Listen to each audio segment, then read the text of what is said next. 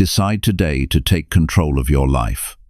In this audiobook, you will meet 5 clear enemies that quietly stop people from moving forward and learn practical ways to overcome each one. Have you ever felt your heart race before a big decision or heard your inner voice make excuses? Those feelings matter because they point to real problems you can fix. You will hear direct advice on confronting fear, owning your choices, building steady habits, rejecting perfection, and protecting your focus. Listen closely and you will notice small shifts in how your mind reacts to pressure and opportunity. Imagine feeling more calm when challenges arrive, seeing clear next steps when you feel stuck, and waking up with energy for what matters. Stay with me, and by the end you will have simple actions to use today and a stronger sense of control over your life, and practical tools included. Chapter 1. Confront fear directly and choose courage every single day. Fear is the first great enemy of progress.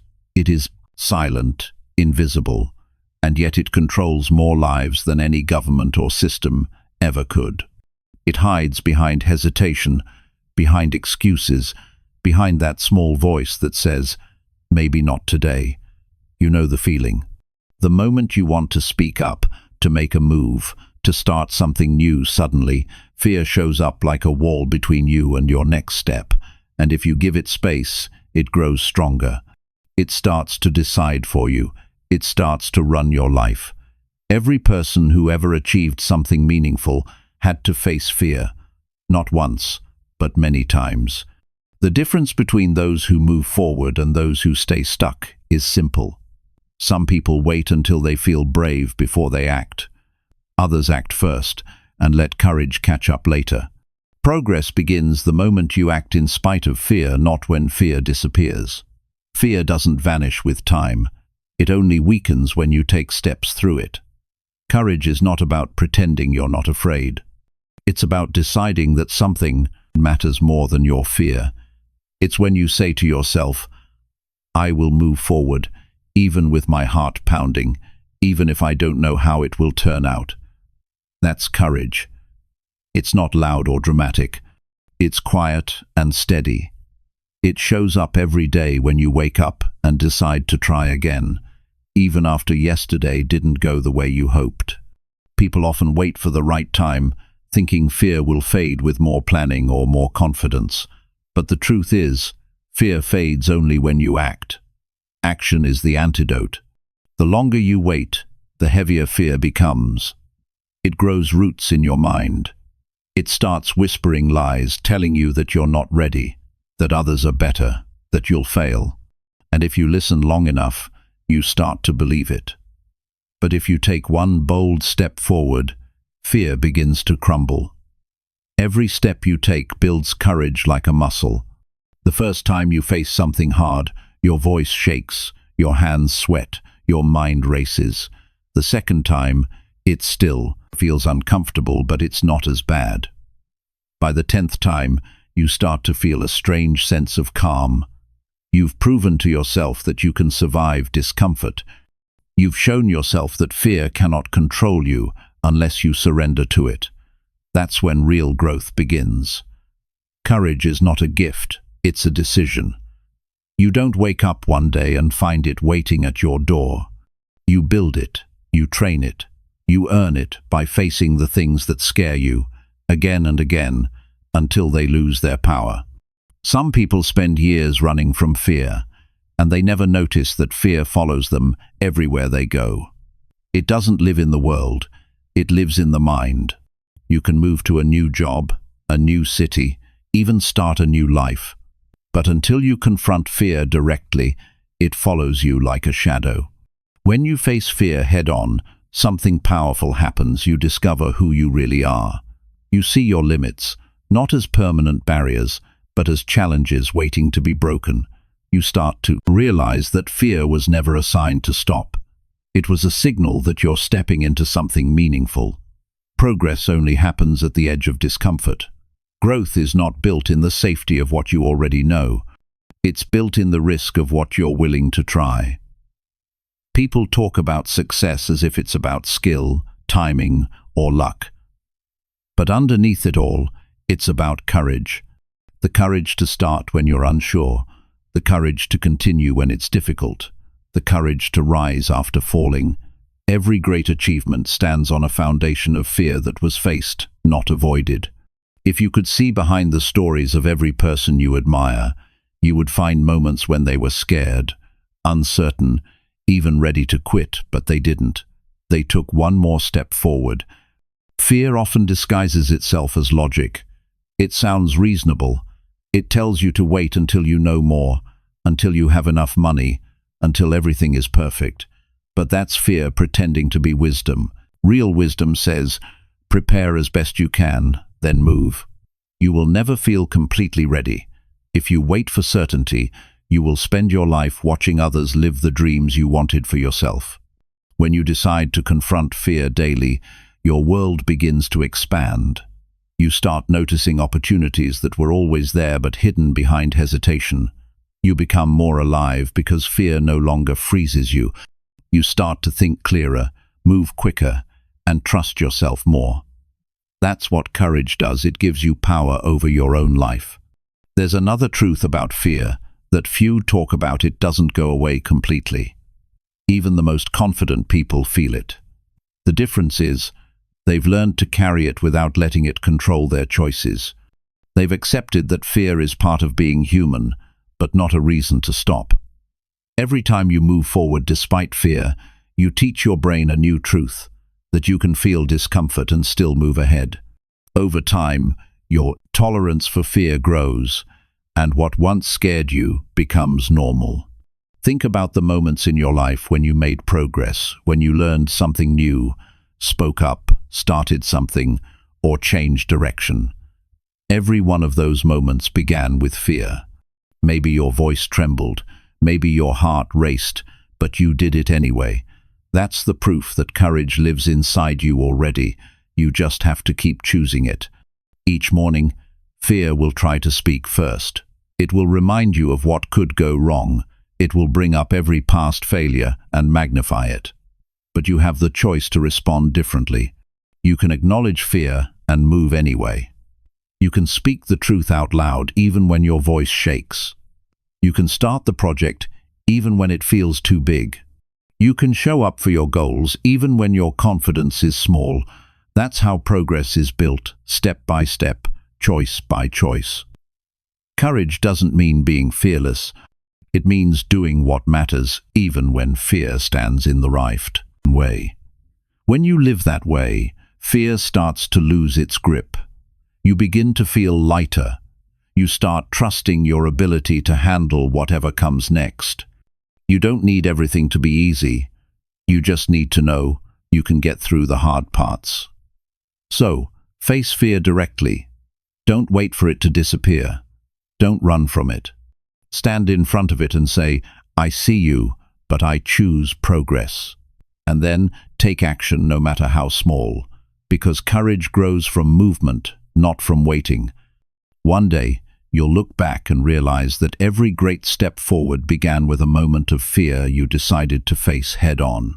That's how progress is made, not by avoiding fear, but by mastering the art of moving through it.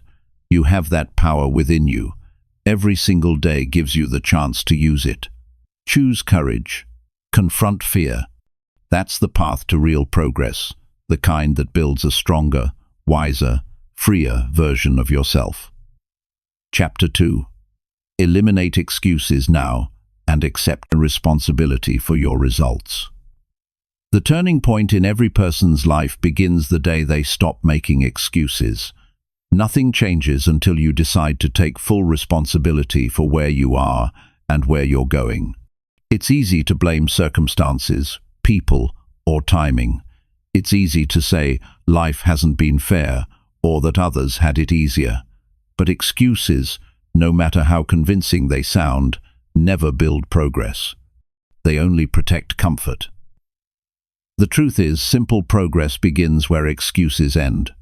Every excuse is a small surrender of power. Each time you say, I couldn't because, you give away a piece of your control. You tell yourself that the world decides your results, not you. But the moment you accept responsibility, you reclaim that control. You begin to see that your choices, not luck, not background, not other people, create your outcomes. That realization is both uncomfortable and freeing. Uncomfortable because it means there's no one left to blame. Freeing because it means you can change everything starting today. People who grow understand something powerful. They can't control everything, but they can control how they respond. That's the difference between victims and victors. Victims explain, victors take action. When something goes wrong, the victim says, "That's just how it is." The victor says, "What can I do about it?" One accepts life as an accident, the other treats it as a project. Which one you choose determines your entire direction. Excuses are often built from small truths. Yes, life can be unfair. Yes, people can disappoint you. Yes, resources can be limited. But progress doesn't come from perfect conditions, it comes from personal responsibility. Look at anyone who has achieved something meaningful. None of them had perfect circumstances. They had setbacks, flaws, and limitations. The difference is, they didn't use them as reasons to stop. They used them as reasons to start thinking differently. The human mind is clever when it wants to avoid effort. It creates stories that sound reasonable. I don't have time. I'm too old. I tried before and it didn't work. It's not the right moment. These phrases feel comfortable, but they quietly destroy progress. They make you believe waiting is safer than acting. But waiting never changes anything. It just keeps you stuck in the same pattern while time moves on without you. Taking responsibility is not about feeling guilty, it's about feeling capable. It's about looking at your life and saying, "This is mine, the good and the bad, the wins and the mistakes." When you own it, you can change it.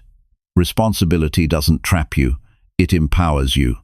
It gives you the keys to your own future. Because as long as you believe someone else is in charge of your success, you'll always be waiting for permission to move. Many people spend their lives defending their excuses. They talk more about why things can't happen than about how to make them happen. They protect their stories because it's easier than facing the truth. But growth requires honesty. You can't improve what you won't acknowledge. When you stop defending excuses, you start seeing solutions. The same energy you used to justify failure can now build progress. Taking responsibility also means accepting that your mindset shapes your results. If you approach life believing things happen to you, you'll feel powerless. But if you believe things happen because of your actions, you'll start looking for what you can do next. That shift in thinking transforms everything. It turns problems into lessons, mistakes into feedback, and struggles into training. Responsibility gives meaning to every challenge. There's real strength in saying, "I caused this, and I can change it." It's not self-blame, it's self-leadership. It's deciding that your life is your project, and you're the one in charge of building it. You can't change your past, but you can rewrite your future by taking control of your present. The decisions you make today will shape your life tomorrow, no matter where you started. The moment you stop making excuses, you start building discipline. Discipline grows when you stop arguing with your own goals. You stop negotiating with laziness. You stop giving in to the easy way. Instead, you start asking better questions. What can I do right now? What can I control? What action would move me forward, even just a little? Those questions build progress. When you take responsibility, you stop comparing your journey to others. Excuses often grow from comparison. You see someone ahead and think, they had better luck. But responsibility says, their success has nothing to do with my effort. You stop wasting energy on what others have and start focusing on what you can create. You begin to realize that no one can do the work for you. No one can make your dreams real but you. There's power in ownership. When you own your mistakes, people respect you more. When you admit your shortcomings, you learn faster. When you stop pretending, you grow stronger. Excuses may protect your ego, but they damage your potential. Responsibility might hurt your pride for a moment, but it builds your character for a lifetime. That's the trade-off of real growth, temporary discomfort for lasting strength. Sometimes people say, "It's not my fault." And maybe they're right. But it's still their responsibility to respond. Fault and responsibility are not the same thing. You may not be at fault for what happened to you, but you are responsible for how you move forward. Life is not fair, but fairness is not the goal, growth is. Every challenge gives you a chance to rise above what you can't control by mastering what you can. Taking responsibility doesn't mean life gets easier. It means you get stronger.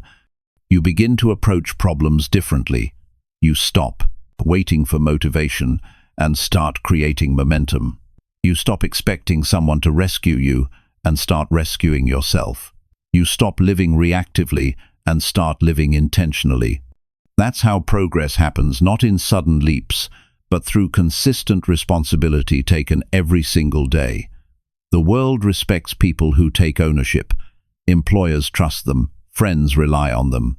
Families look up to them. Why? Because responsibility is rare. Most people avoid it. It's easier to blame traffic than admit you didn't plan ahead. It's easier to blame your boss than admit you stopped giving your best. But each time you take responsibility, you separate yourself from the crowd. You build credibility. You build reliability. You become the kind of person who creates results instead of excuses. Think about what happens when you stop making excuses entirely. Your energy changes. You stop defending failure and start creating progress. You stop complaining about the weather, the system, the people, the timing. You stop giving your power away. You become more honest with yourself. And honesty brings clarity. With clarity comes focus. And with focus comes real, measurable improvement. When you take full responsibility, you start expecting more from yourself. You set higher standards. You no longer settle for good enough. You begin to treat every decision as a step toward or away from your goals. You become intentional about how you use your time, your thoughts, and your words. That kind of awareness changes everything. So today, draw a line in the sand and decide no more excuses. No more waiting for the right time. No more stories that protect fear. Accept where you are, take ownership of it, and start building from there. Responsibility is not a burden, it's your power. It's the moment you stop being a passenger and start driving your own life. Everything you want, progress, confidence, success, peace, begins with this one choice: to stop explaining why you can't and start proving that you can. The world doesn't need another excuse. It needs examples of people who take full ownership of their lives and rise because of it. Be that example. Stand up today and say, "It's my life, my choices, my results." That's the mindset that turns ordinary people into leaders and struggles into stepping stones. Responsibility is the gateway to freedom, and freedom begins the moment you stop running from it. Chapter 3.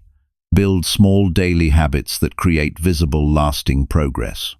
Progress is not built in one day, it's built in what you do every day. The secret to lasting success lies in small, consistent actions that slowly reshape your life. Most people look for breakthroughs, big moments, overnight changes, but real progress is not dramatic. It's quiet. It's built in the small habits that no one sees, the moments when you choose effort over ease, growth over comfort, consistency over excuses. Those small choices, repeated daily, become the foundation of a completely different future. You see, success doesn't come from intensity, it comes from consistency. You can work hard for a week and see nothing. You can push yourself for a month and wonder if it's worth it. But if you stay consistent long enough, something starts to shift. The small habits compound, the discipline deepens. You begin to see small, visible signs. Your energy improves, your confidence grows, your results multiply. That's how real transformation happens. The problem is that most people underestimate small habits. They think change must be big to matter, so they aim for massive action and then burn out. But lasting progress doesn't work that way. Small daily habits are easier to sustain, and they quietly reprogram your behavior. They create patterns that move you forward automatically without needing constant motivation. Motivation may get you started, but habits keep you moving when motivation fades. Think of one small habit that could shift your direction: a morning routine, reading for 10 minutes, journaling your goals, exercising a few minutes daily, reviewing your progress every evening. None of these seem huge, but they build something powerful: momentum. Once you start, you begin to feel capable. And capability builds confidence. Confidence leads to action. That's the loop that builds progress. Every time you repeat a small action, you send a message to your mind: this is who I am now. Each repetition strengthens your identity. You stop trying to change your life overnight and start changing how you live each day. And when you change your days, your life changes naturally. You don't have to chase transformation. It happens as a result of consistent behavior. People often say they want to change their life, but they don't change their habits. They set goals but never adjust their routines. They want new results with old behaviors, but that's impossible. You can't move forward while living the same way that kept you stuck. If you want lasting progress, you must design daily systems that align with your goals. You must create habits that match the person you want to become. A small habit practiced daily builds more progress than a massive goal pursued occasionally. If you walk for 20 minutes every day, that's over 100 hours of movement in a year. If you write a page daily, that's a book by the end of the year. The small, consistent effort that looks insignificant today becomes something meaningful over time. Most people quit because they don't see immediate results, but visible progress takes patience. The results come slowly, then all at once. Habits shape character, and character shapes destiny. When you show up daily, even when no one is watching, you build reliability with yourself. You begin to trust your own word. You stop breaking promises to yourself.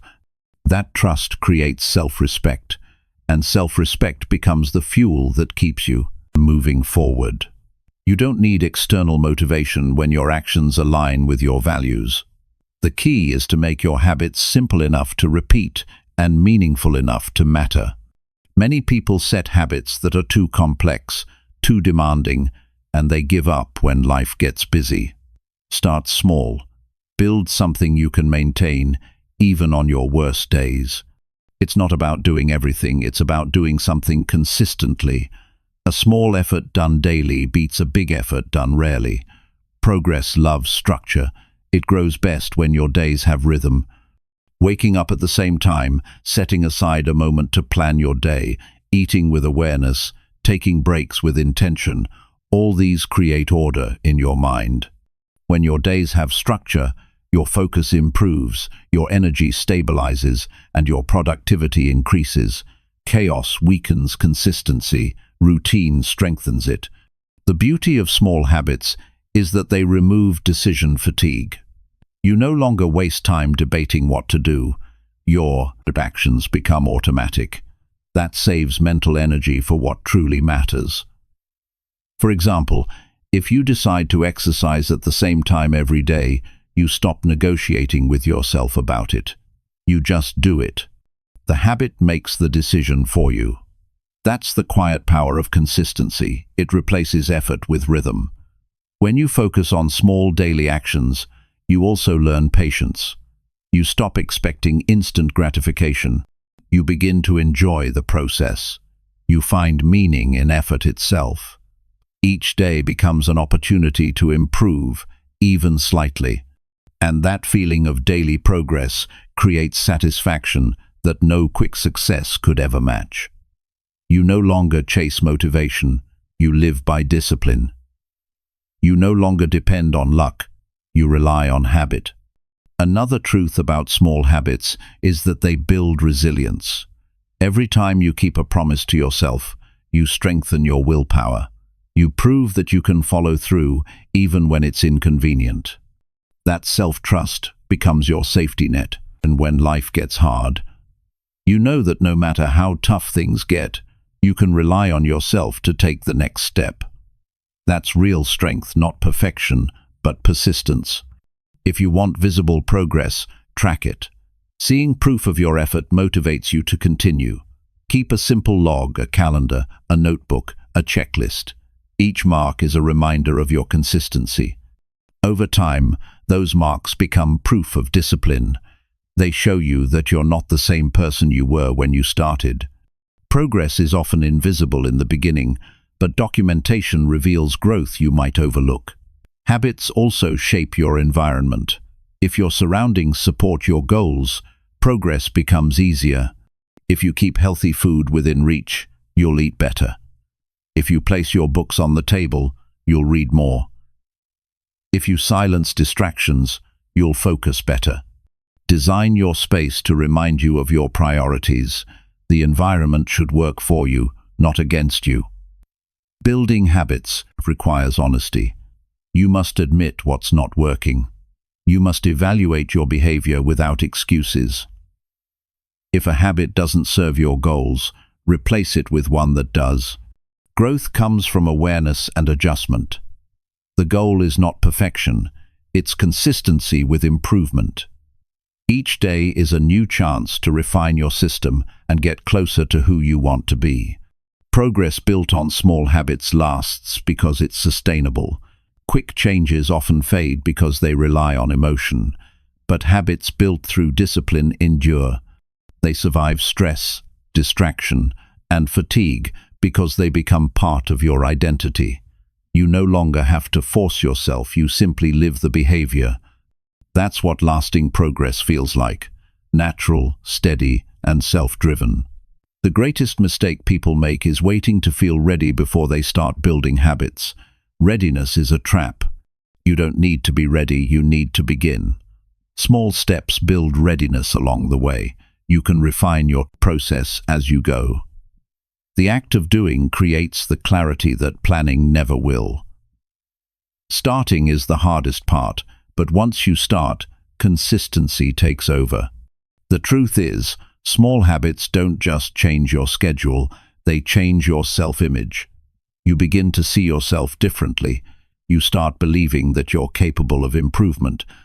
That belief builds confidence, and confidence opens doors you never thought possible. When you live with daily progress, life feels more stable, more meaningful, more fulfilling. So build habits that pull you forward instead of relying on bursts of motivation that fade. Keep them simple, repeatable, and visible. The results may seem small at first, but one day you'll look back and realize how far those small steps have carried you. The progress will be undeniable. The habits will be part of you, and the person you've become will stand as proof that small daily actions can build extraordinary results when practiced with patience and purpose. Chapter 4. Reject perfectionism and finish imperfect work to gain momentum. Perfection is the enemy of progress. It looks like a noble goal, but in reality, it keeps people trapped in hesitation. So many dreams never see the light of day, not because people lack talent or passion, but because they're waiting for everything to be flawless before they start. They rewrite, replan, and reimagine, but they never release. They wait for the perfect idea, the perfect timing, the perfect feeling, but perfection never comes. It's a moving target that always shifts just out of reach. If you want to move forward, you must reject perfectionism and learn to finish imperfect work. Progress only begins when you start moving, not when you finish planning. The pursuit of perfection feels productive. It gives you the illusion that you're making progress while you're really standing still.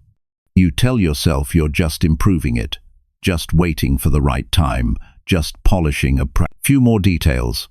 But weeks pass, months pass, and the work never leaves your hands. That's not growth, that's fear wearing a disguise. The fear of judgment, the fear of failure, the fear of being seen before you feel ready. But you will never feel ready. You must act before you feel perfect. Every great achievement began as imperfect work. Every masterpiece was once a draft. Every speech, invention, or business started rough and uncertain. The difference between those who create and those who delay is not talent, it's completion. The ones who finish imperfect work gain experience. They learn, they adapt, they improve. Those who chase perfection get stuck in endless preparation, and their ideas die in silence. You can't learn from what you don't complete. You can't grow from what you never release. Progress requires motion, not perfection. When you finish something, even if it's not perfect, you gain momentum. That momentum is what builds confidence. You start to trust yourself because you have proof of effort. Each finished task becomes evidence that you can follow through, and once you trust yourself, your speed increases. You stop doubting every decision and start building with clarity. Perfectionism kills that momentum because it convinces you that nothing is ever good enough to move forward. Imperfect action teaches faster than perfect planning. When you act, you get feedback. You see what works, what doesn't, and what to improve. Real growth comes from doing, not from thinking about doing. Perfectionists spend their time polishing details that may not even matter, while action takers learn by testing their ideas in real life. Progress comes from reality, not theory. The work you finish, even if it's rough, will always take you further than the perfect work you never share. Perfectionism often hides behind high standards. You tell yourself, "I just want it to be great." But greatness doesn't come from avoiding mistakes, it comes from making them and learning from them. Every time you finish something imperfect, you gain information you could never get by waiting. You see what your audience responds to. You understand where your weaknesses are. You build resilience by facing feedback. That's how excellence is created, through repetition, not perfection. There's a deep psychological trap in perfectionism. It gives you safety. If you never finish, you never face criticism. If you never publish, no one can reject you. If you never act, you can hold on to the fantasy that your idea is still great because it's never been tested. But that safety is an illusion.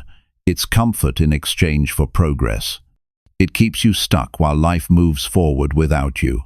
The longer you stay in that state, the more your confidence fades. The cure is not thinking harder, it's finishing something, anything, and proving to yourself that you can.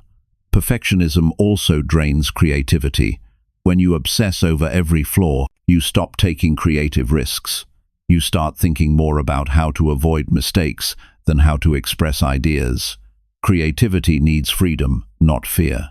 It grows through experimentation and failure. Every unfinished project is a locked door that keeps you from discovering what you're capable of.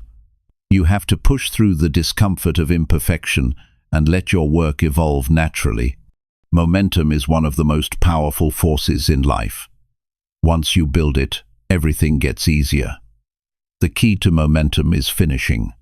It doesn't matter if your work isn't perfect. What matters is that it's done. Because once something is finished, you can refine it. You can build upon it. You can measure progress. But you can't improve what doesn't exist. Start small, finish often, and let each completion feed the next one. When you reject perfectionism, you free yourself from fear. You start to see that mistakes aren't the end, they're part of the process. You stop taking failure personally and start using it as information.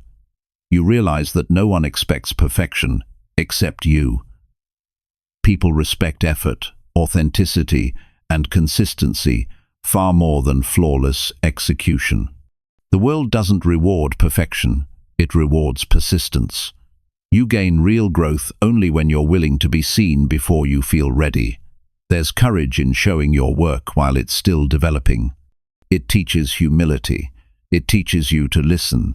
It teaches you that the process is more important than the image of perfection. The person who produces one imperfect result daily will always surpass the one who produces nothing for fear of imperfection. Finishing imperfect work builds mental strength. It trains you to value progress over pride. Pride says, wait until it's perfect. Progress says, do what you can today. Every time you choose progress, you build discipline. You learn that action beats hesitation. That done is better than perfect. That feedback is more valuable than approval.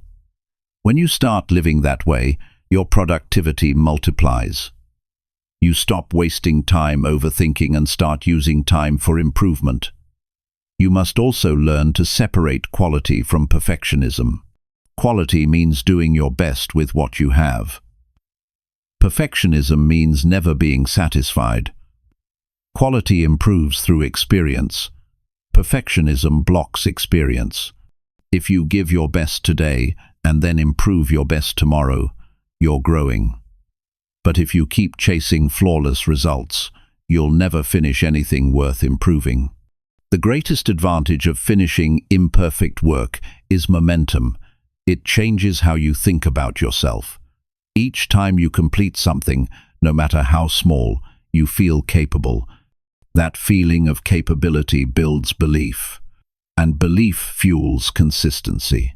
The moment you start believing that you can finish what you start, everything else begins to move. It's not perfection that creates progress, it's persistence. Many people lose years to perfectionism.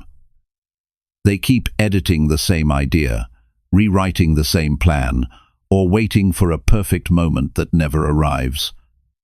But time doesn't pause while you prepare. Every day spent perfecting could have been a day building. Every month polishing could have been a month improving through action. You don't get more time, you get only the time you use. If you want progress, give yourself permission to be imperfect. Release something unfinished, publish the work, share the idea, test the plan, then use what you learn to make the next version better. That's how professionals operate. They don't wait to be flawless. They improve through exposure. They understand that success is a series of small completions, not one perfect performance. Rejecting perfectionism also helps you appreciate your own growth. When you look back at the early versions of your work, you'll see how far you've come. That's something perfectionists never get to feel because they never finish anything. Imperfect work tells the story of your evolution. It's proof that you were brave enough to begin. You don't need perfection to succeed. You need consistency and courage. Finish what you start. Learn as you go. Let your work evolve with you. The most successful people are not the ones who did it perfectly. They're the ones who refused to quit because it wasn't perfect. They built momentum by finishing again and again until their results became excellent through experience. So stop waiting for the perfect time, the perfect version, or the perfect feeling. None of those exist. Progress begins when you act despite imperfection.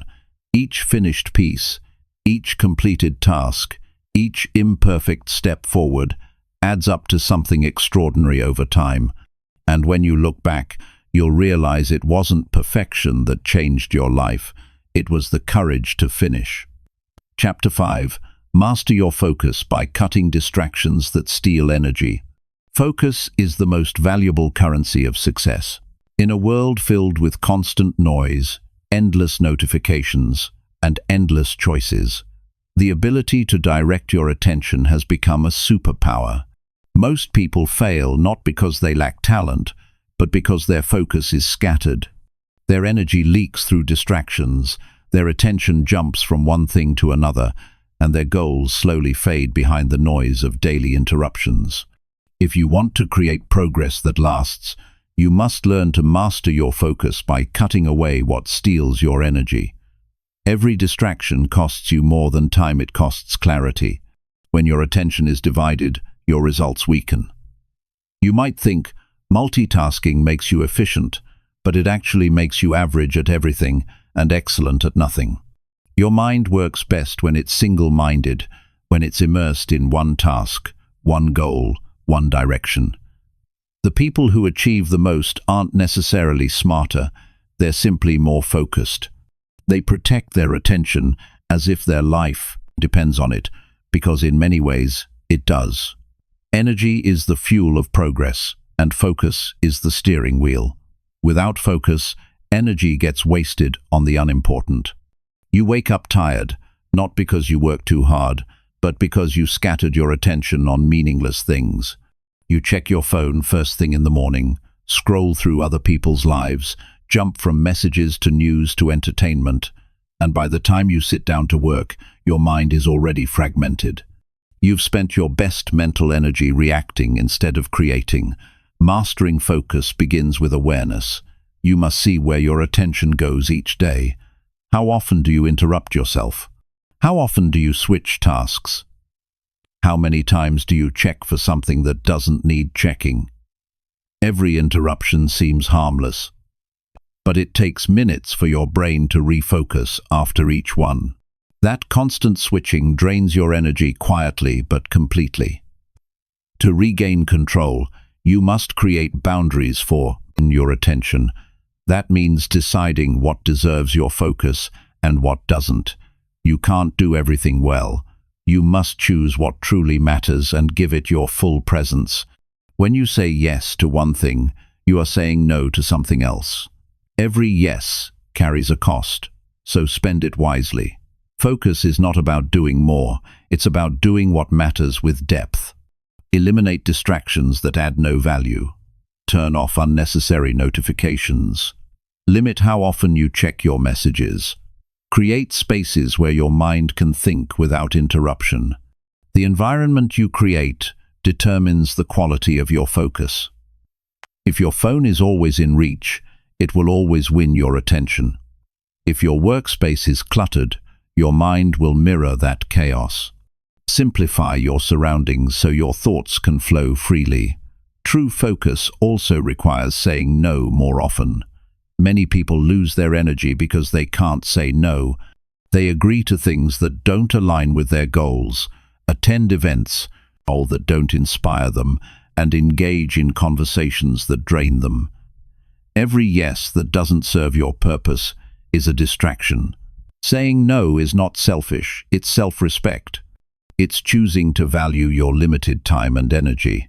When you learn to control your focus, you start to feel a different kind of peace. Your mind becomes quieter, your work feels smoother, and your days gain rhythm. You stop rushing between unfinished tasks and start completing things with satisfaction. You begin to experience what real progress feels like: steady, clear, and controlled. Distractions pull you in every direction. Focus pulls you toward fulfillment. The modern world is designed to steal your attention. Every app, every advertisement, every piece of media is built to keep you engaged for just a little longer. You must understand that this is not a battle of willpower, it's a battle of design. If you leave your focus unprotected, someone else will decide how you spend your time. You don't need to fight every distraction. You need to structure your environment so that focus becomes natural. Schedule your day with intention. Decide what matters most and give it your peak energy hours. Protect that time from interruptions. Let people know when you're unavailable. Treat your focus time like an appointment with your future self. If you protect it long enough, it becomes a habit, and habits shape destiny. Focus isn't just about productivity, it's about quality of life. When you live distracted, everything feels rushed and incomplete. You may do many things, but few of them feel meaningful. When you live focused, even simple tasks bring satisfaction because you're fully present. You taste your food instead of eating mindlessly. You listen instead of just hearing. You connect instead of just talking. Focus makes life richer. One of the most effective ways to sharpen focus is to manage your energy. Your attention follows your energy, and your energy depends on how you rest, eat, and recover. Fatigue invites distraction. When your mind is tired, you'll seek easy stimulation instead of deep concentration. That's why proper rest isn't laziness, it's preparation for focus. Renew your energy daily so your attention has the strength to stay steady. You must also learn to guard your mental space. Every opinion, argument, or negativity you consume affects your focus. Your mind cannot stay sharp when it's cluttered with unnecessary noise. Choose carefully what you allow in what you watch, what you read, who you spend time with. People can be distractions too, especially those who drain your mental energy with drama or complaints. Surround yourself with calm, driven individuals who value their focus as much as you value yours. When you focus deeply, time feels different. You enter a state where hours pass like minutes because you're fully absorbed in the task. That's where your best work comes from. You can't reach that level of depth when your attention is constantly interrupted. To experience real progress, you must give yourself permission to dive deeply into your work without guilt. Clarity and focus work together. If you're unclear about your priorities, distractions will always win. Every day, decide what truly matters. Write it down.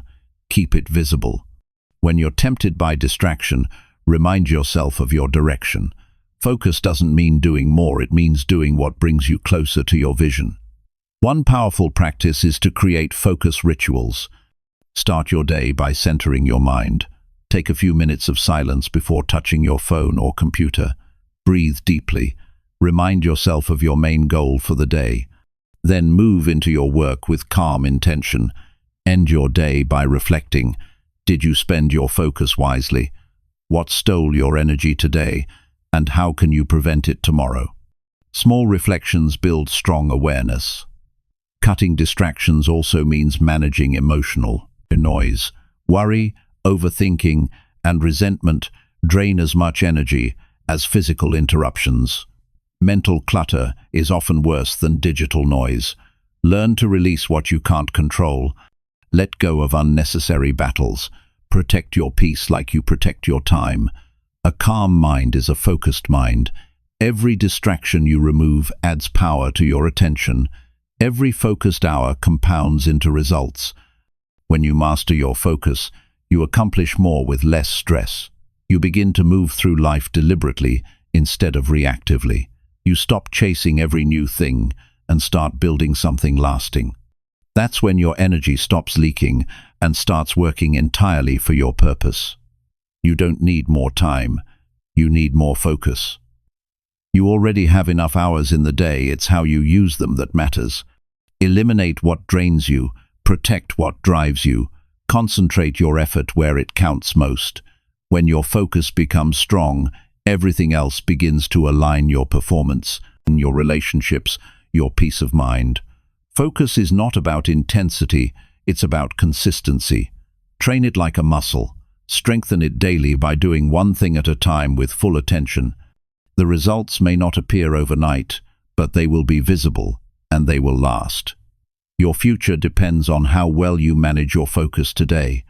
Choose clarity over noise. Choose presence over distraction. Because the person who controls their focus controls their destiny. Chapter 6. Take bold, consistent action even when fear grips your chest. The moment you feel fear is the moment life tests how serious you are about change. Everyone feels fear, but not everyone acts through it. Fear tries to convince you to wait, to hide, to stay where you are. It tells you that you're not ready, not capable, not enough. And that voice will always sound convincing because it speaks from inside your own mind. But here's the truth: progress belongs to those who act, not to those who wait for fear to leave. Fear doesn't go away with time. It fades only when you move through it. The bold step you take while afraid is worth more than 1,000 plans made in comfort. Bold action means moving forward even when your chest tightens, even when your hands tremble, even when the outcome is uncertain. It's not about ignoring fear, it's about refusing to obey it. Every great story of growth begins at that edge, where fear meets decision. Most people turn back there. The few who take the next step discover strength they didn't know they had. The only way to find out what you're truly capable of is to act before you feel ready. You will never feel perfectly prepared. There will always be something missing, a bit more information, a bit more confidence, a bit more support. But waiting for everything to be perfect is just another form of fear. Action builds clarity.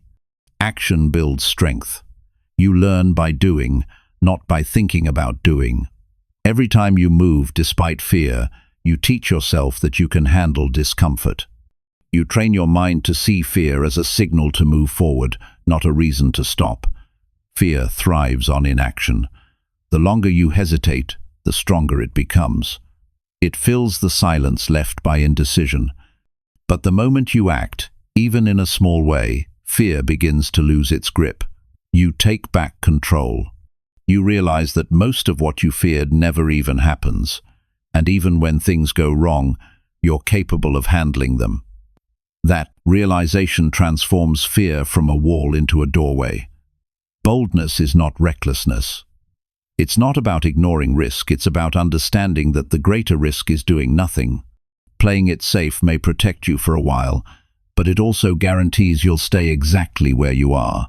Growth requires movement, and movement requires courage. The world rewards those who try, not those who wait. Boldness is what separates potential from reality. Consistent action is where boldness turns into progress. One brave move can start momentum, but consistency keeps it alive. Many people take one leap, then stop when fear returns. But real transformation happens when you continue taking action day after day, despite the discomfort. It's about showing up again and again, even when results are slow, even when doubts whisper in your ear. Every day you take action while afraid, you weaken the power of fear and strengthen your faith in yourself. Courage is built through repetition. The first time you face something scary, your whole body resists. The second time, it's still hard, but it doesn't feel as impossible. By the 10th time, fear still appears, but it no longer controls you. It becomes background noise instead of the main voice in your head. That's how courage grows through experience, not avoidance. You don't become fearless, you become familiar with fear and learn to function through it. People often think boldness means being loud or dramatic, but real boldness is quiet. It's the choice to send the message, make the call, apply for the job, speak your truth, or start the project even when your heart is racing. It's the willingness to take small steps forward while fear shouts for you to stop. Each of those moments adds up. Courage is not measured by how big your actions are, it's measured by how consistent you remain under pressure. When fear grips your chest, breathe, feel it, acknowledge it, but don't give it power. Fear is a natural part of growth. It shows up when you're about to do something that matters. If you wait for fear to disappear before you act, you'll never act at all. Instead, let fear be your signal. It's proof that you're pushing beyond comfort. Every time you step into that space, you expand your limits a little more. You can't think your way into courage. You must act your way into it. Thinking too long gives fear time to build arguments. It lists every possible outcome, every reason to stop, every mistake you might make. But action silences that voice. Once you start moving, your brain shifts from worry to problem solving. You stop imagining the worst and start creating real results. That shift in focus changes everything. Bold, consistent action doesn't mean you never doubt yourself. It means you take the next step anyway. Doubt is not a sign you're on the wrong path, it's a sign you're human. Every person who accomplished something remarkable doubted themselves at times. What made them different was their decision to act through doubt.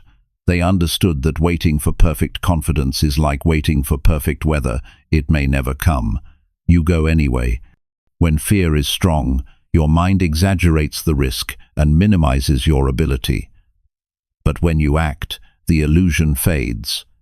You realize that most of your fear was imagination, not reality. You begin to see that you are stronger than your hesitation. That awareness doesn't just change how you handle fear, it changes how you see yourself. You stop identifying as someone who freezes and start identifying as someone who moves. That shift in identity is the foundation of confidence.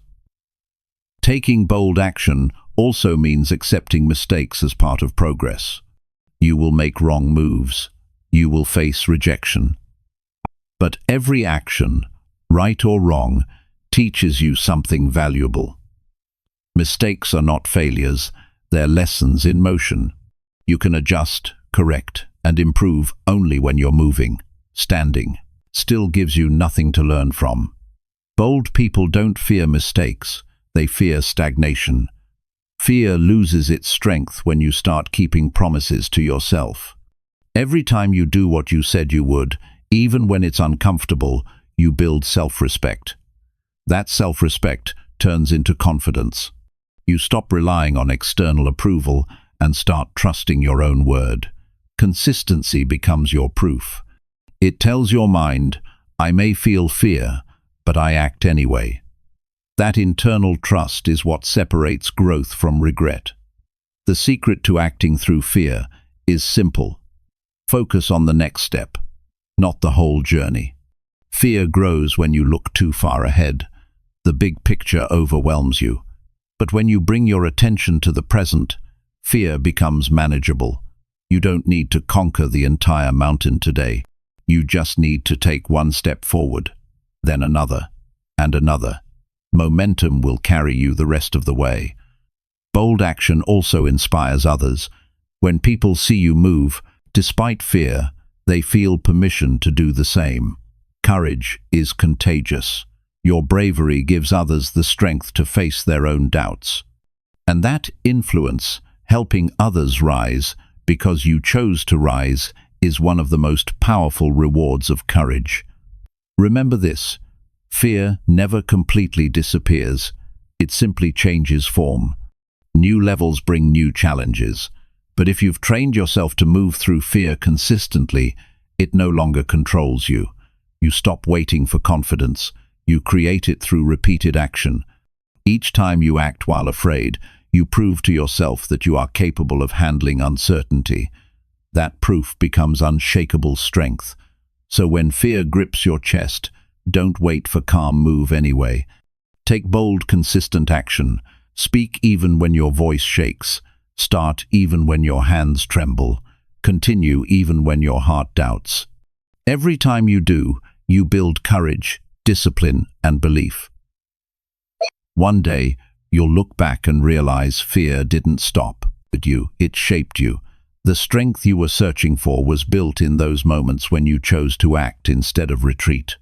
That's where progress lives, not in the absence of fear, but in the decision to move through it every single time. Chapter 7. Cultivate honest feedback and feel the sting then grow. Growth doesn't come from praise, it comes from honesty. The people who rise the fastest in life are the ones who are brave enough to seek truth about themselves, even when it hurts. Most people spend their lives protecting their ego instead of improving their character.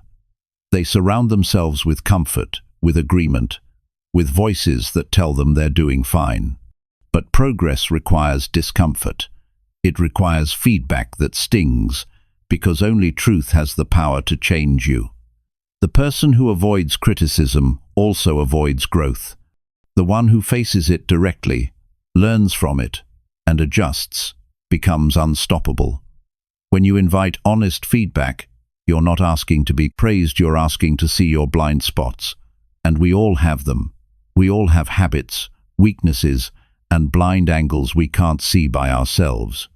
No matter how self-aware you think you are, there are areas of your life you can't improve without another perspective, but most people reject that help because it hurts.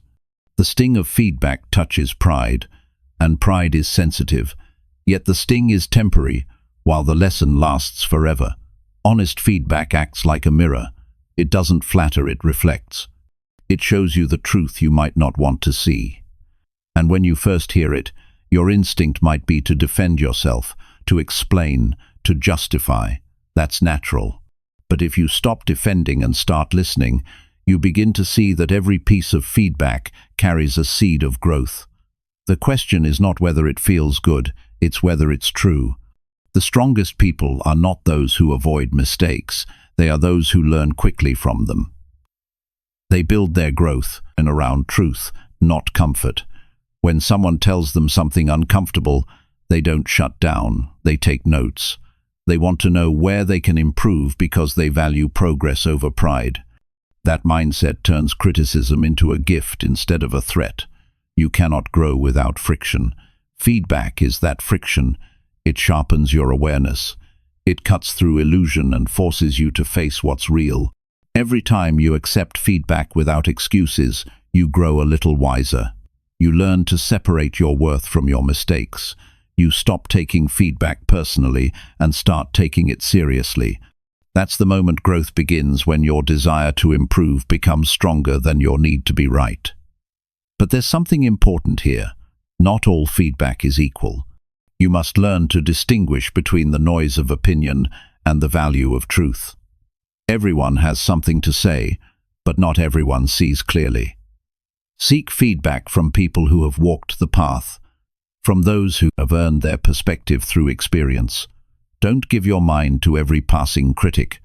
Wisdom is choosing who you listen to and filtering what they say with maturity. When feedback stings, that's a signal to pay attention. The sting means it hit something real. It touched a part of you that needs growth. Instead of running from that feeling, sit with it. Ask yourself, why does this hurt? What is this trying to teach me? That reflection turns pain into progress. If you avoid the sting, you avoid the lesson. The greatest leaders and performers in the world constantly seek feedback. They don't wait until things go wrong, they invite correction early. They understand that comfort is the enemy of excellence. They want to hear what others see because they know self-perception is limited. They don't see feedback as an attack, but as data information that helps them improve faster. That's why they grow, while others remain stuck. It takes humility to ask for honest feedback. It takes maturity to listen to it, and it takes strength to apply it. Most people stop at the first step. They might ask for opinions, but when the truth arrives, they get defensive. They forget that feedback is not meant to destroy confidence, it's meant to refine it. Confidence built on truth is stronger than confidence built on illusion. You can't build something solid on denial. You build it on honesty, brick by brick, lesson by lesson. When someone gives you honest feedback, they're giving you a chance to grow. Even if they deliver it poorly, you can still extract value. You can ask yourself, what part of this is useful?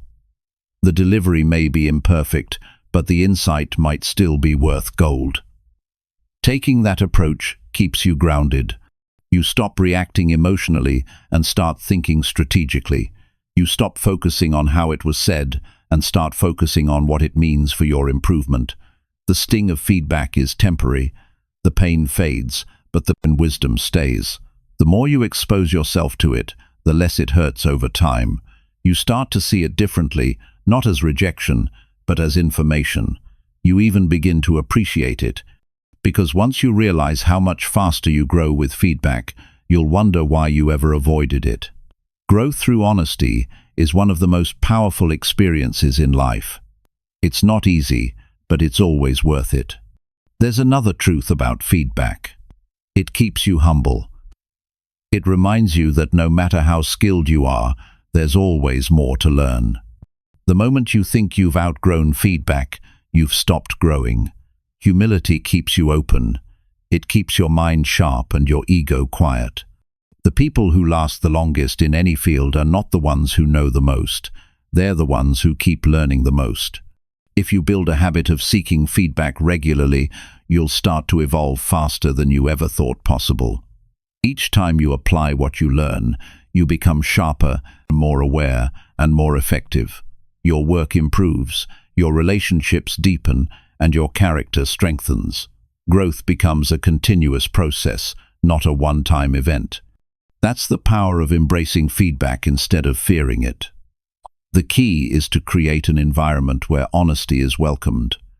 Tell the people around you that you value truth more than comfort. Ask them to be direct. Promise not to react with anger. Then listen with full attention. You might be surprised by what you hear, but you'll also gain insight that no self-reflection could ever give you. The people who truly care about your progress will always tell you what you need to hear, not just what you want to hear. Honest feedback is not punishment, it's direction. It shows you the next step in your improvement. It gives you focus. Without it, you might spend years repeating the same mistakes. With it, you can correct course immediately. Feedback turns wasted time into accelerated growth. That's why those who embrace it move forward faster than those who avoid it. When feedback challenges you, don't retreat. Absorb it, study it, reflect on it, then use it as fuel. Let the sting motivate you to prove that you can evolve. Let it remind you that you are not finished yet, that there's still room to become more. Growth demands that you keep refining, keep questioning, and keep improving. The people who achieve lasting success are not perfect, they're learners. They never stop asking how they can do better. They are humble enough to accept correction and wise enough to act on it. And when they feel that sting, they don't shrink from it, they lean in, knowing that it's shaping them into something stronger. So when someone offers you honest feedback, even if it hurts, be thankful. Because they cared enough to tell you the truth. Because they gave you a chance to rise. Feel the sting, let it wake you up, and then grow from it. Every great transformation starts with a moment of truth that you were brave enough to face. And once you learn to value feedback over flattery, you'll never fear honesty again. You'll crave it, because you'll know it's the path to your highest potential. Chapter 8. Invest in relationships that challenge you and warm your heart. Your life is shaped by the people you choose to walk with. Every person in your circle either pulls you forward or holds you back. No one is neutral. Relationships are the quiet architects of your future. They influence your thinking, your energy, your standards, and your emotional balance. If you want to grow, you must invest in relationships that challenge you to rise higher and warm your heart enough to keep you grounded. The right people bring out the best in you, not just by making you comfortable, but by inspiring you to become stronger, wiser, and kinder. Human beings are built for connection, but not every connection nourishes your soul. Some drain you, confuse you, or limit you without you realizing it. Progress doesn't happen in isolation, but it also doesn't happen in the wrong company. That's why you must choose carefully. The people around you shape what you see as possible. If you spend your days with people who complain, settle, or criticize, you'll slowly lower your standards to match theirs. But if you surround yourself with people who dream big, work hard, and speak truthfully, you'll feel yourself expand to meet their energy. The most valuable relationships are the ones that challenge you and comfort you in balance. You need both. The people who challenge you keep you sharp. They push you beyond excuses and demand your best. The people who warm your heart remind you why you're fighting in the first place. They make the journey worth it. Without challenge, you stay stagnant. Without warmth, you burn out. A meaningful life requires both accountability and love. A relationship that challenges you isn't always easy. It doesn't always sound gentle or agreeable. Sometimes it feels uncomfortable because it forces you to face parts of yourself you'd rather avoid. A true friend doesn't flatter, they remind you of your potential when you forget it. They call out your inconsistencies not to hurt you, but to help you stay aligned with who you said you wanted to be. These are the people who care enough to tell you the truth, even when silence would be easier. Their honesty may sting for a moment, but it saves you from regret later.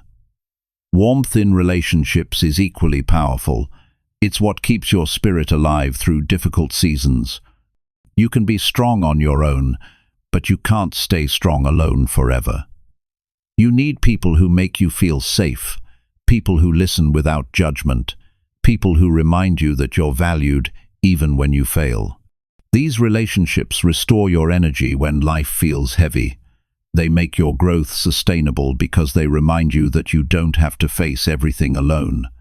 Investing in relationships doesn't happen by accident. It takes effort. It means giving time, attention, and presence. In today's world, it's easy to be surrounded by people and still feel alone.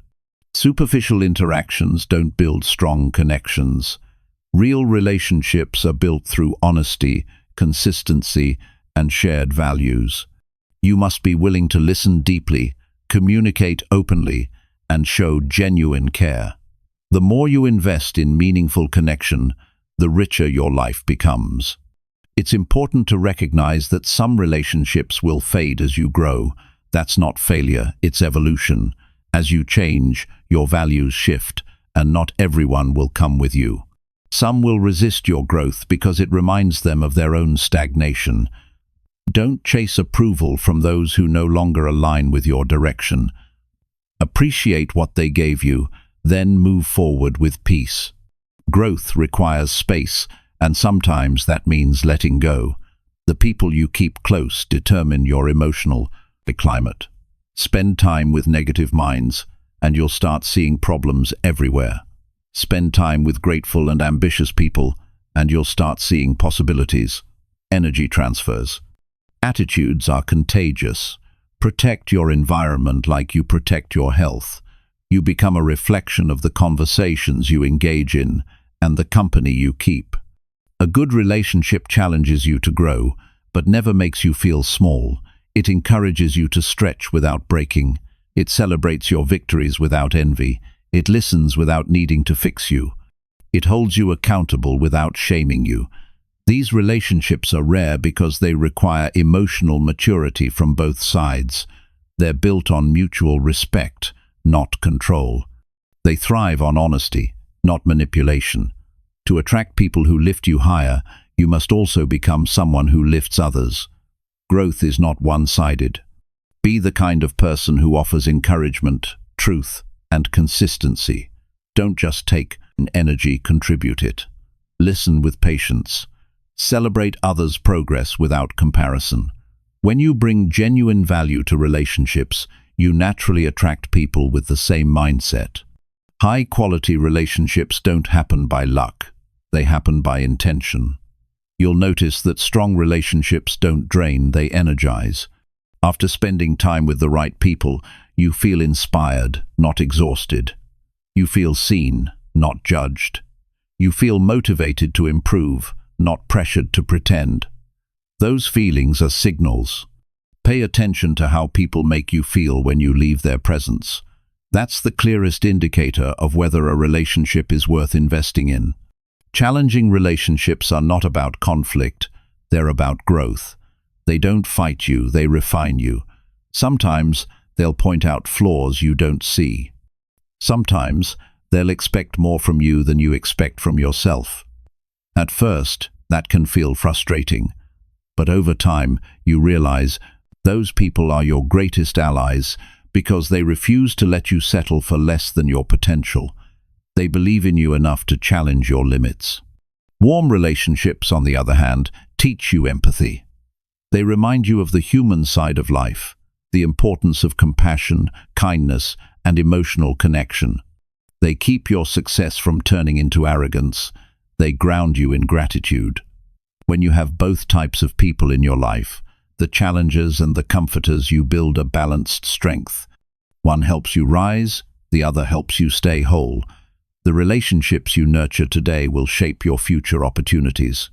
The right person at the right time can open doors, share wisdom, and push you to levels you could never reach alone. Life's greatest lessons often come through conversations, mentorship, and genuine connection. That's why it's worth the time and effort to build a strong network of people who believe in excellence, growth, and integrity. You can't build those relationships if you're afraid to be real. Authenticity attracts authenticity. Don't try to impress people, connect with them. Share your struggles as well as your successes. Let people see your humanity. The right ones won't judge you for being imperfect, they'll respect you for being honest. Real bonds are formed when two people drop their masks and meet as they truly are. If you want better relationships, start by asking yourself what kind of energy you bring. Are you supportive? Are you reliable? Do you challenge others respectfully? Do you make people feel valued? The kind of energy you offer determines the kind you receive. Strong relationships are built by strong character. Remember, your success will always be influenced by your relationships. The wrong company will slow you down. The right company will accelerate your progress. Every great achievement in history was built by teams, partnerships, and networks of trust. No one accomplishes anything meaningful entirely alone. The people you walk with today will shape the path you take tomorrow. So invest your time where it counts. Build relationships that challenge your mind and warm your heart. Choose people who speak truth even when it's hard to hear, and those who stand beside you when life becomes heavy. Be willing to give as much as you receive. Protect your energy, nurture your connections, and remember that relationships aren't just a part of life, they are life. The right people make you grow, and in their company, progress stops feeling like a struggle and starts feeling like a shared journey. That's how you build a life that's not only successful, but deeply fulfilling. Chapter 9. Break limiting beliefs by testing them with real, measurable experiments. Most people are held back not by the world around them, but by the beliefs within them. The real barriers are invisible. They live in your mind as quiet rules that tell you what you can and cannot do. These beliefs shape how you think, what you attempt, and what you avoid. They whisper limits into your thoughts, and because they sound familiar, you believe them. You carry them for years without questioning whether they're true. If you want to create real change in your life, you must start by breaking those limiting beliefs through evidence by testing them with real, measurable actions. Because belief changes not through words, but through proof. Every person has a story they repeat about who they are. I'm not good with people. I can't handle risk. I'm too old to start. I'm not creative. These sentences sound harmless, but they're powerful. They decide what kind of future you allow yourself to have. The mind builds its world based on what it believes, and then it behaves in ways that keep that belief alive. If you believe you're not capable, you'll hesitate. That hesitation becomes inaction. That inaction becomes evidence that you're not capable. The cycle continues. The only way to break it is to test it. You can't think your way out of a limiting belief. You have to prove it wrong through experience. Action is the only language the mind truly understands. When you take measurable steps towards something you thought you couldn't do, and you see even a small result, your brain starts to question its own limits. That's how beliefs begin to shift, not by reading about possibility, but by witnessing it firsthand. The reason most people never challenge their beliefs is that they confuse comfort with truth. Just because something feels familiar doesn't mean it's correct. Many beliefs you hold today were formed years ago, often in moments of failure, fear, or rejection. Maybe you tried once and it didn't work, so you decided it never will. Maybe someone told you that you weren't talented enough and you believed them. Those old conclusions become internal laws, and you follow them without realizing they were built on limited evidence. Testing your beliefs means gathering new evidence.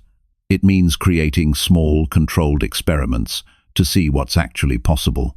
If you believe you're bad at something, do it daily for 30 days and measure your improvement.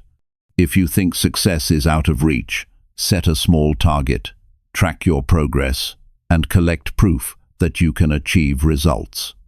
Data kills doubt. When you measure progress, your emotions stop controlling your decisions. You stop believing in limits and start believing in facts. The beauty of testing beliefs is that it puts you back in control. Instead of being a prisoner of your assumptions, you become a scientist of your own life. You stop saying, "I can't," and start asking, "What happens if I try?" That simple question opens doors that fear had kept locked for years. You begin to see that most of your limits were self-imposed. The evidence you collect through consistent action will always be stronger than the fear that once held you back. One of the most powerful habits you can build is questioning your automatic thoughts. Every time your mind says, "That's not possible for me," pause and ask, "How do I know?" Most of the time, you'll realize you don't. It's not knowledge, it's assumption. Once you identify those assumptions, you can test them one by one. Life becomes an experiment instead of a struggle. You no longer need to believe everything you think. Limiting beliefs thrive in inaction. They survive because you never give them a reason to die. Once you take action and see evidence that contradicts them, they begin to crumble. For example, if you believe you can't speak confidently in public, test it. Start small. Record yourself talking for a minute each day. Watch your progress. You'll begin to notice improvement. That improvement challenges your old belief, and the belief loses power. Each experiment weakens fear and strengthens confidence. Belief breaking doesn't require massive leaps. It requires small, deliberate actions that generate visible results. When you see proof that you can improve, your mind rewrites the story about who you are. Progress becomes undeniable. That's why measurable action is so important. It replaces opinion with reality. You stop living based on imagination and start living based on evidence. The people who achieve extraordinary things are not those who never doubted themselves. They're the ones who tested their doubts until they disappeared. Every successful person began with uncertainty. The difference is that they didn't let uncertainty stop them from experimenting. They treated failure as information, not identity. Each setback was data that helped them refine their approach. That's how they learned what works, and more importantly, what doesn't. Fear and limiting beliefs often hide behind logic. They'll tell you, "Now's not the time," or "You need more experience," or "You're being realistic." But realism without evidence is just disguised fear. When you test your beliefs in the real world, you separate fact from fiction. You begin to see that what you thought was impossible was just untested. Once tested, most fears shrink to a fraction of their size. Your beliefs shape your behavior, but your behavior can reshape your beliefs. That's why change must start with action, not thought. You can spend years repeating affirmations and reading positive quotes, but if you never take real steps, nothing changes. Belief follows evidence. The moment your mind sees that something works, it adjusts its model of reality. From that point on, confidence grows naturally, because it's built on proof, not fantasy. If you want to grow faster, make testing your beliefs a lifestyle. Every time you feel limited, run an experiment. If you think you can't handle leadership, volunteer to lead something small. If you believe you can't save money, track your expenses for 30 days and prove yourself wrong. If you think you're not disciplined, commit to one daily task and record your streak. The results will speak louder than your doubts. You don't need to erase fear, you need to outnumber it with evidence. Sometimes you'll find that your beliefs were partially true. Maybe a skill doesn't come naturally to you. That's fine. The goal isn't to deny difficulty, it's to understand it. Testing your beliefs gives you clarity. You stop exaggerating the challenge and start seeing it as something manageable. Even if your experiments reveal limitations, you now have facts to work with. You can adapt, strategize, and improve. That's far better than living under vague assumptions that paralyze you. Growth is not about proving yourself right. It's about discovering what's real. The most powerful people in the world are students of truth. They don't fear being wrong, because every time they are, they learn something valuable. That mindset transforms life into a constant process of evolution. You can't stay stuck when you're curious enough to keep testing. Breaking limiting beliefs is not a one-time event, it's a lifelong practice. Every new level of growth brings new challenges, and with them, new doubts. But once you've learned to test your beliefs through action, doubt no longer scares you. You know exactly what to do with it. You turn it into an experiment. You measure results. You adjust. That's how you keep moving forward, no matter how uncertain things feel. The moment you stop believing everything your fear tells you, you gain freedom. You stop waiting for permission to act. You stop letting old experiences define new possibilities. You start living as a creator instead of a follower of circumstance. You replace "I can't" with "let's see." That one shift turns life from something to endure into something to explore. So, test your limits. Gather your own data. Challenge the beliefs that tell you what's not possible. Let results, not assumptions, guide your life. The truth will always set you free, but you have to earn that truth through action. Every experiment, every attempt, every result brings you closer to understanding what you're really capable of. And once you start seeing the evidence of your own strength, no belief, no matter how old or deep, will ever be able to hold you back again. Chapter 10. Persist through setbacks with steady discipline and quiet inner strength. The real test of character doesn't come when things go right. It comes when everything falls apart. Anyone can be motivated when progress is smooth, when plans unfold exactly as expected, when results show up quickly. But life doesn't always reward you that way. Sometimes, despite your best effort, things break, doors close, people disappoint you, and progress slows to a crawl. That's when discipline becomes more important than motivation, because motivation fades under pressure, but discipline endures. If you want to reach anything meaningful, you must learn to persist through setbacks with steady discipline and quiet inner strength. When life knocks you down, your reaction determines your future. Most people lose momentum when they face disappointment. They question themselves, doubt their abilities, and start to think their effort was wasted. But progress isn't destroyed by failure, it's destroyed by quitting. Setbacks are not signals to stop. They're tests to see if you'll keep going when it's no longer easy. Discipline is the decision to continue doing what matters long after the excitement is gone. Quiet strength is not loud, and it doesn't seek attention.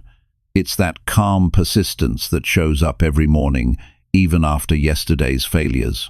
It's the inner voice that says, "I will try again," when everything in you wants to give up. The people who achieve lasting success rarely look dramatic. They're consistent. They don't panic during storms, they keep rowing. They trust the process even when the outcome isn't visible yet. That's the kind of strength that builds legacies. Discipline is built in ordinary days. It's not about huge acts of willpower, it's about small acts of consistency repeated through struggle. You build it every time you follow through on a promise when no one is watching. You strengthen it each time you choose effort over comfort. Over time, these small moments form unshakable resolve. Discipline becomes a habit, not a decision. When others stop, you keep moving because persistence has become your nature. Setbacks are part of every worthwhile journey. They're not punishments, they're preparation. They teach resilience, humility, and patience. They test how much you truly want what you say you want. It's easy to claim commitment when everything goes well, but real commitment appears when things fall apart. You can't grow strength without resistance. Every obstacle you face is shaping the discipline that will sustain you later. When progress slows, most people start to question whether it's worth continuing. They expect fast results in a world that rewards instant gratification. But meaningful growth is slow by design. It requires endurance. The greatest achievements in life are built by those who kept working long after the applause stopped. They understand that mastery is not a moment, it's a process. And every process includes struggle. Quiet inner strength is what helps you stay calm when others panic. It's the patience to focus on the next small step instead of being overwhelmed by the size of the problem. It's not about ignoring pain, it's about using it wisely. When you experience hardship, you can either let it harden you or strengthen you. Discipline transforms pain into progress by turning emotion into action. You keep moving, not because it's easy, but because you've retrained yourself to value progress over comfort. There's a deep peace that comes from knowing you can rely on yourself. When you persist through challenges, you build trust in your own resilience. You stop needing everything to go perfectly because you know you can handle imperfection. That self-trust is powerful. It frees you from fear. Once you realize you can survive disappointment, failure loses its control over you. You stop fearing hard times because you understand they reveal your strength, not your weakness. Every setback is an opportunity to practice discipline. When things don't go your way, you have two choices. You can complain or you can correct. Complaining drains your energy and keeps you stuck. Correcting teaches you and moves you forward. The disciplined mind focuses on solutions. It studies what went wrong, learns from it, and adjusts. That's how progress continues even through adversity. You can't control every outcome, but you can always control your effort. Persistence is not about stubbornly repeating mistakes. It's about continuously adapting while staying committed. Life requires flexibility with direction and rigidity with purpose. You may have to change your methods, but never your mission. You may slow down, but you don't stop. Progress isn't always visible, but if you keep doing the right things long enough, results appear. The disciplined person understands that growth often happens quietly, beneath the surface, long before it's noticeable. One of the hardest lessons in persistence is learning to stay patient while things unfold. We live in a world obsessed with speed, but lasting success is built on endurance. The tree that grows the tallest is the one that takes the longest to form deep roots. When you face setbacks, remind yourself that every delay is strengthening your foundation. The longer you stay committed, the more stable your progress becomes. Quiet strength is not about never feeling tired, it's about showing up tired. It's the decision to take another step, even when your energy is low. It's the ability to stay steady when everyone else reacts emotionally. It's the wisdom to understand that consistency will always outlast intensity. You don't need to work harder than everyone, you just need to keep showing up longer. Persistence always beats talent that stops halfway. Discipline grows through routine. Build habits that anchor your focus even during chaos. When you have structure, setbacks don't throw you off course, they just slow you temporarily. The disciplined person doesn't rely on inspiration, they rely on systems. They know that emotion is unreliable, but commitment is dependable. That's why they keep moving forward regardless of how they feel. Setbacks are not signs of failure, they are signs that you're in the process of becoming stronger. Every struggle teaches you something that comfort never could. You learn patience, you learn endurance, you learn to value progress over perfection. These lessons prepare you for greater challenges ahead. When you persist through them, you don't just achieve goals, you build character. There will be days when you want to quit, days when effort feels invisible, days when no one sees your work or appreciates your persistence. But remember this, persistence is not about recognition, it's about integrity. It's about knowing that you kept going when it mattered most. The reward isn't just the goal you reach, it's the person you become along the way. Quiet inner strength doesn't need validation, it's self-sustaining. It comes from your values, not from the opinions of others. You don't need applause to keep moving. You don't need reassurance to stay focused. You find peace in the process itself. That's the secret to endurance. You stop chasing external approval and start finding fulfillment in discipline itself.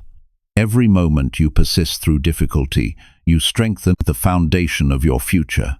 Each setback you overcome builds mental toughness that will carry you through bigger challenges. You develop emotional stability, clarity, and faith in your ability to rebuild. That's how confidence is built, not through easy victories, but through endurance. So when life hits hard, stand firm. Don't rush, don't panic. Breathe, regain your balance, and continue forward. The storm will pass, but the strength you build from it will remain. Discipline is not about perfection, it's about persistence. It's about getting up one more time, taking one more step, trying one more day. Your journey will test you in ways you can't predict.